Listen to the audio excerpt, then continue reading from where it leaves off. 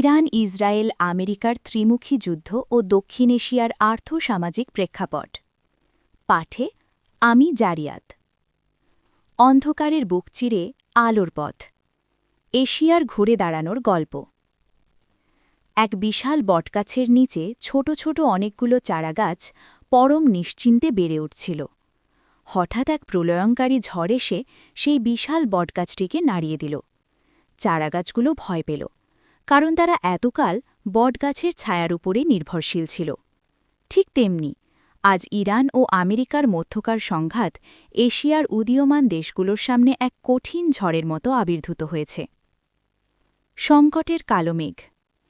এই যুদ্ধের ফলে এশিয়ার আকাশে তিনটি বড় সমস্যার মেঘ জমেছে। প্রথমত, জ্বালানি সংকট।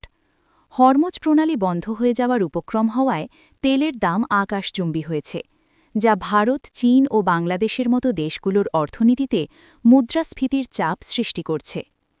দ্বিতীয়ত, রেমিট্যান্স ও কর্মসংস্থান।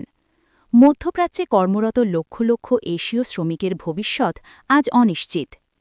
তৃতীয়ত, পণ্য সরবরাহ ব্যবস্থা ভেঙে পড়ায় নিত্য প্রয়োজনীয় জিনিসের দাম বাড়ছে সাধারণ মানুষের নাগালের বাইরে।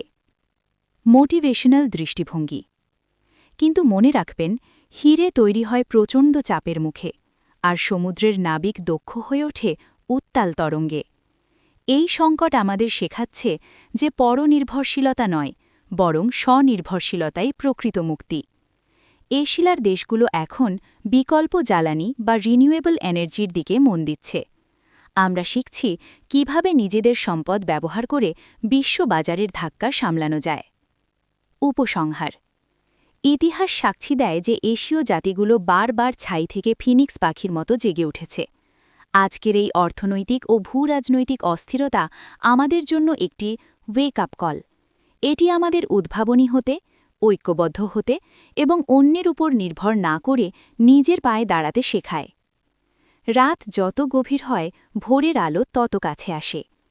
এই অস্থিরতা কেটে যাবেই, কিন্তু এই কঠিন সময়ে আমরা যে লড়াইটা শিখছি, সেটিই আগামী দিনে এশিয়াকে বিশ্বমঞ্চে নেতৃত্ব দেওয়ার শক্তি যোগাবে। সংকট মানেই থেমে যাওয়া নয়, সংকট মানেই হল আরও শক্তভাবে নতুন পথে চলা শুরু করা। আল্লাহ পাক নিজ দায়িত্বে আমাদের হেফাজত করুন, আমিন। আর্টিকেল ভালো লাগলে একটা লাইক, শেয়ার, সাবস্ক্রাইব আশা করতেই পারি।